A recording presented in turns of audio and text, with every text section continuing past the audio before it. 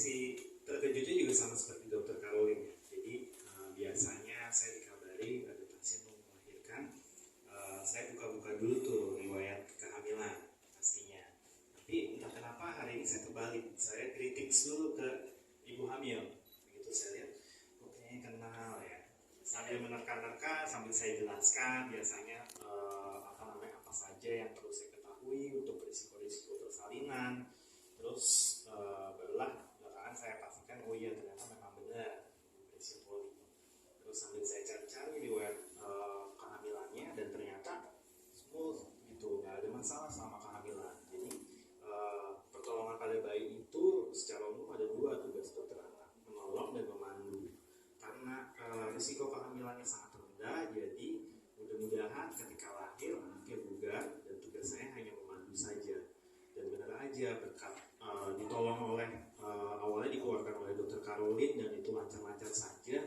Jadi itu sangat membantu tugas saya sekali. Jadi saya hanya membantu support adaptasi bayinya saja. Habis itu bayinya langsung skin to skin dengan Ibu Grace gitu.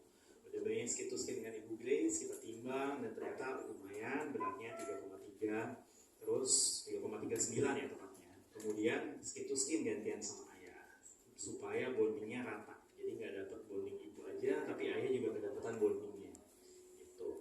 Kemudian saat itu kita, karena rumah sakit ibu dan anak, kita sangat pro ASI. Jadi kolostrum yang keluar dari Ibu Grace udah langsung kita berikan ke dedeknya. Nah, begitu udah dikasih ke dedeknya, terus menyusuinya juga kita ajarkan di sini dengan tenaga-tenaga medis yang handal. Akhirnya berhasil ASI eksklusif dan berat badannya yang tadi sempat turun sekarang sudah mulai naik gitu, dan ASI sudah mulai banyak sekali. Ya, ini buktikan kalau ibu dan anaknya ini sudah hasil dari dipersiapkan dengan matang, sehingga semua dari proses kehamilan sampai kelahiran sampai sekarang pasca lahir semuanya lancar. Tinggal ini kedepannya tantangan mungkin akan semakin berat ya. Masa-masa begadang mungkin akan lebih berat lagi kalau di rumah ya.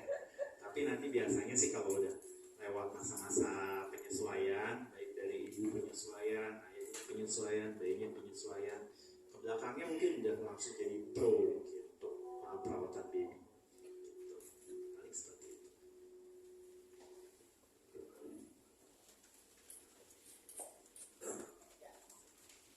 Sorry kalau boleh nambahin sedikit story-nya.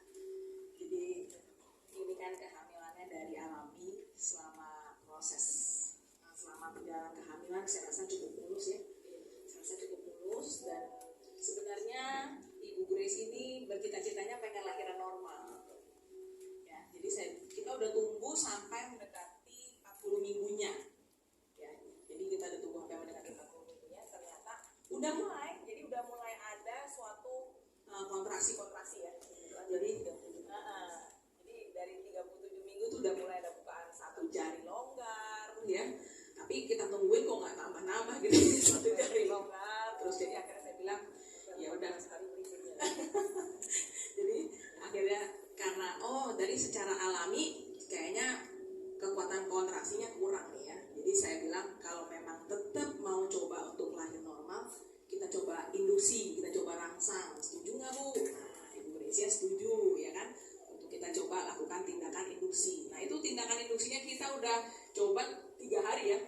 27 jam 6 kali masuk obat. 27, 28, 29 ya. Sampai akhirnya 30 kita putuskan sesar karena dari tanggal 27 bukaannya maju. Sebenarnya baby dan ibu sama-sama udah berjuang banget gitu ya. Kita kasih obat, nih buka, tapi bukanya dikit banget gitu. Bukanya pelit banget dari 1,5, baru 2, kedua aja kayaknya lama banget. Dua jari longgar ya, 3-nya ngepas banget. Jadi wah ini udah 3 hari rangsang kok nggak maju-maju. Udah kasih obat dari masukin transvaginal, masukin obat juga dari infus, tetap bukaannya tetap selain nggak maju, kepalanya juga agak tinggi ya. Jadi dia kesannya ada suatu yang kita bilang CPD atau cephalopelvic disproportion. Jadi ada suatu disproporsi ya antara panggul ibu ya, pelvic ibu dengan cephala kepala baby gitu. nggak proporsional. Itu biasanya bisa disebabkan karena baby lebih gede dari kepala baby ya, lebih besar dari ukuran panggul ibu, atau memang terjadi suatu malposisi atau perubahan posisi ya, malposisi. Nah itu jadi baby salah mengambil letak kepala, salah memposisikan letak kepalanya, sehingga kepalanya nggak bisa masuk ke rongga panggul dengan diameter terkecil.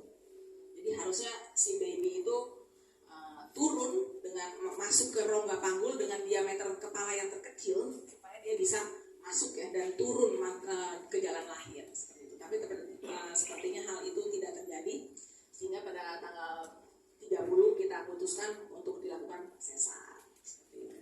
Grace mau nambahin semuanya ya. Jadi kalau cerita tentang persalinan itu memang saya rasa latihan yang saya alami selama 30 tahun ini memang nggak sebanding. Itu nggak ada bandingannya dengan persalinan. Jadi itu saya udah coba pembukaan pertama dari 37 minggu ya. Padahal sebenarnya kalau pembukaan pertama kata dokter Karolin seminggu lah paling lama, tapi udah 14 hari kok muncul gitu kan.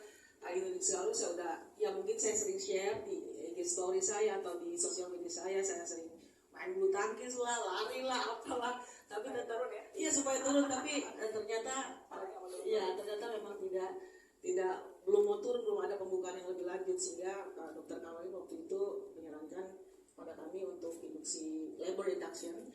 Jadi wah ini berarti kata orang-orang kan, kata ibu-ibu yang lain itu sakit banget. Coba deh dalam hati ya.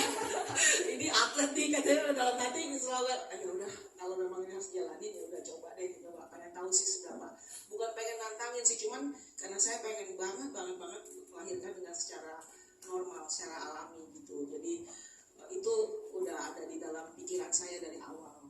Nah tapi ternyata ketika dicoba dimasukin obat, bahkan yang katanya ibu-ibu lain mungkin, atau saya tidak membanding-bandingkan, tapi kata dokter Karolin juga umumnya di obat kedua ya, induksi kedua atau ketiga itu udah keluar ya, udah bisa keluar gitu lah, udah langsung bisa lancar. Tapi kok saya sampai ke 6 itu nggak lancar-lancar gitu, sampai saya udah benar-benar sakitan, nangis, saya udah bilang tapi yang bikin saya semangat itu adalah si babynya itu masih baik-baik aja. Ini kenapa ini? Maksudnya terus sampai wah berarti mamanya gak boleh kalah nih. Jadi kayak ya, memang betul kalau bilang katanya jadi ibu itu antara persalinan kayak hidup dan mati. Emang saya merasakan itu, dan ketika dokter Karolin kayaknya udah harus di C-section atau di sesar karena nggak bisa tunggu lama, kasihan babynya nanti stres, dan ibu juga walaupun punya kondisi muda, tapi saya ngerasain sih ngos-ngosan banget, maksudnya betul-betul nggak bisa dibandingin menjadi sebagai seorang atlet profesional sekalipun. Jadi itu yang saya dan akhirnya suami saya putuskan untuk ya udah untuk menjalani sesar, dan puji Tuhan semua dengan keadaan yang luar biasa baik, dan baby juga baby Jessia juga dia sangat-sangat baik ya dokter ya, dan ya itu semua karena berkat dukungan, menurut saya lebih ke moral, dukungan emosional yang paling penting di sini untuk seorang profesinya apapun lah, mau dia ada. Halo semuanya. Untuk arti nama Jessia itu kita udah berdiskusi dari beberapa bulan kehamilan, dan Grace itu selalu ingin mungkin dari arti nama Jessia dulu ya.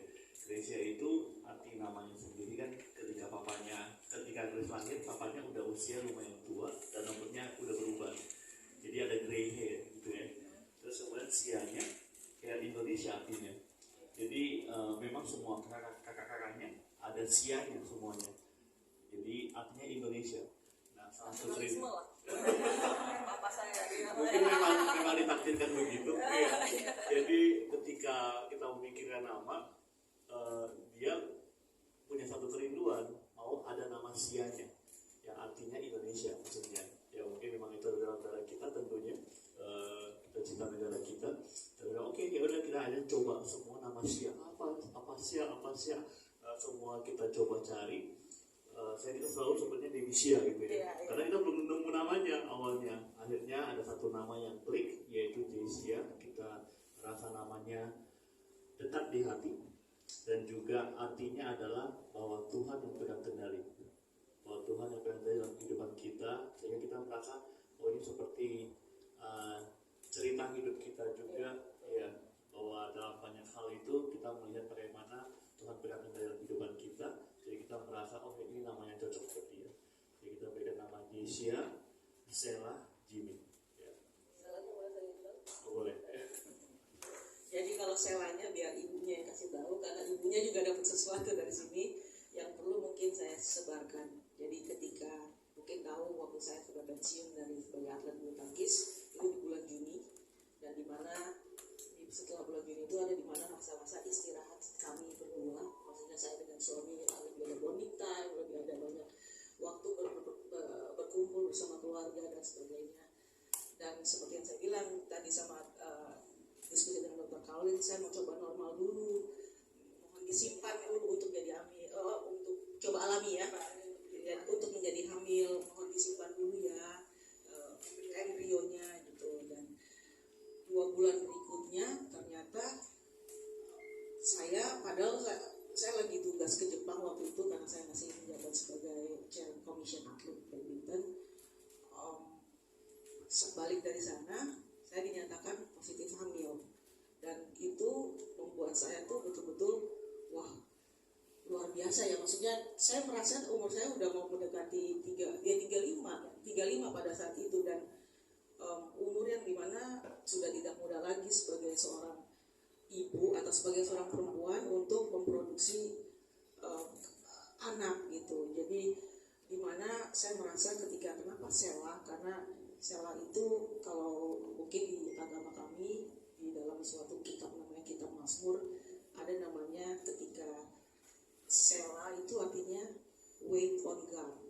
Jadi ketika lagi jeda, lagi istirahat, dan saya pada waktu itu lagi istirahat, lagi jeda, lagi ada di mana-mana masa momen yang betul-betul saya nggak tahu ke depannya apa, tapi saya percaya sama Tuhan yang akan memberikan berkat pada kamu ketika kita bisa percaya sama